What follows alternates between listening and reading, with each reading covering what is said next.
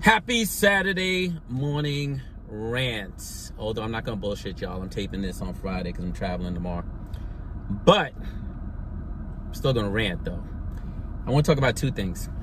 I want to talk about bitter motherfuckers who work in nonprofit, who say they're there for the right reasons, but they just there to like be fucking bitter, to never be happy, to never score a win, to never allow an organization to work harmoniously, to just constantly rabble rouse, to fuck with their colleagues more than they fuck with the people who they say are oppressing them.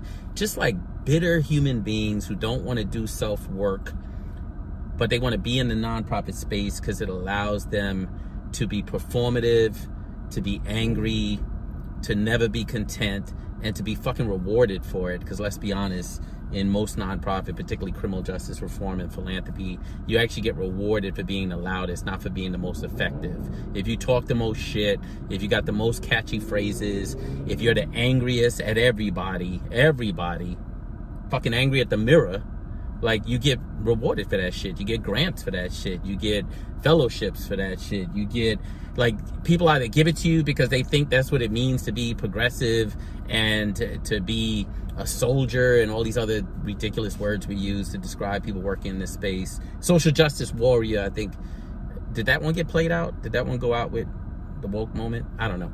But anyway, you get what I mean. Like, that is what's rewarded. People who are the most performative for the most part. So I want to talk about that because, like, I've been collaborating with some folks to do some, like, really deep healing work. Not bullshit, fake, pimped out circles. Like, I'm not talking about circles. Like, there's a lot of, like, fake ass circle shit going on out there that foundations are buying into and giving a whole bunch of money. I'm talking about real healing work. And you know what I noticed? Like 90-something% of the organization will heal, will do the work, will at least like confront their own demons, will like at least like, you know, think about what is it that brought them to the work. And then there's always two or three people that are just angry to watch the rest of their colleagues healing, because that's not what the fuck they want. They want anger, they want conflict, they want something to be upset about. And the shit is fucking annoying. Like, if you want to be mean-spirited all the time, like, go work for corrections. Like, go work somewhere where that shit is like loved, you know? Like, don't say you are trying to change the world, but you're showing up just like the motherfuckers you say you're trying to change, because it makes you, you know what, a fucking hypocrite. So maybe you're in the wrong job.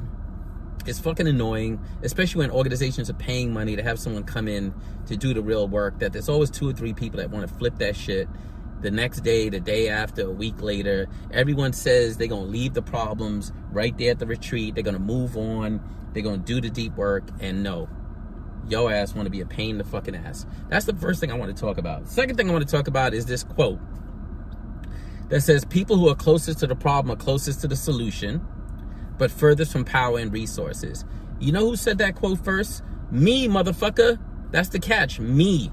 I don't ask this movement for shit, even though I helped build it. But the one thing I'm always going to demand is that I get credit for my fucking intellectual property. So everybody out there pimping out my quote, making it yours, going on stage, putting it in books, putting it in reports, putting it everywhere, I'm going to call you out over and fucking over. Like, give me my fucking intellectual property. You can have everything else.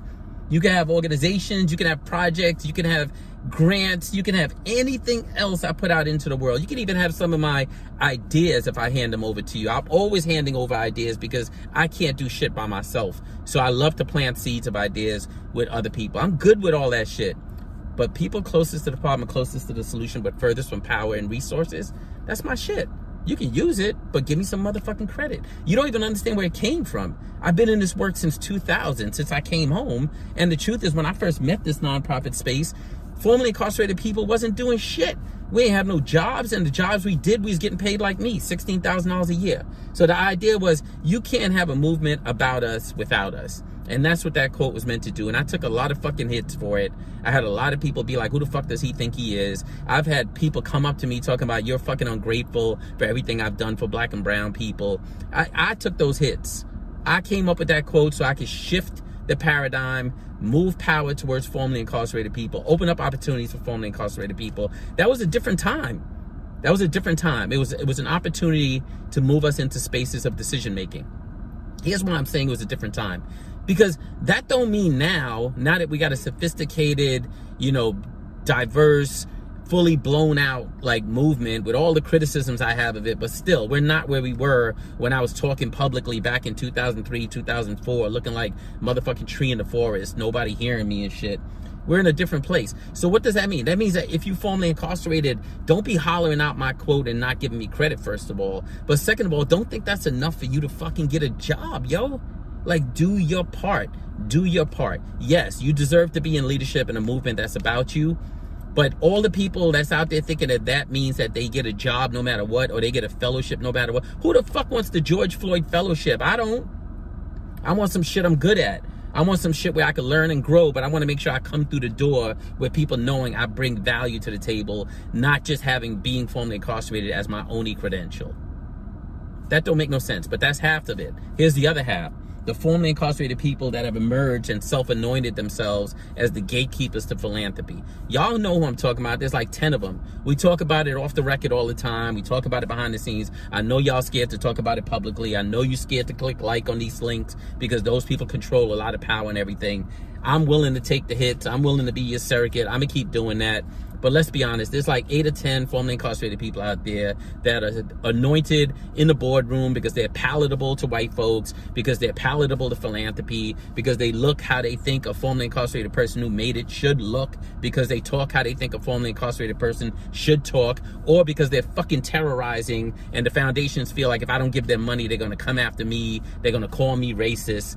Those people, they got to go. That's not how movements are made. Movements are about big fucking tents that you bring everybody up under. Otherwise, you ain't trying to change shit. You're just trying to control money for yourself. Make sure you are the ones who making decisions about who else to get money. And let's be honest, like that's not surprising because it's what Mandela was worried about. That as soon as the oppressed gets into a position of power, they become the oppressor. And we see it all across the criminal justice reform space.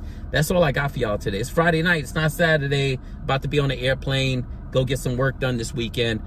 But I wanted to get that off my system, have my little rant, get it out the way so I could just flow into my weekend and not let nobody steal my rainbow. You shouldn't let nobody steal your rainbow either. Peace.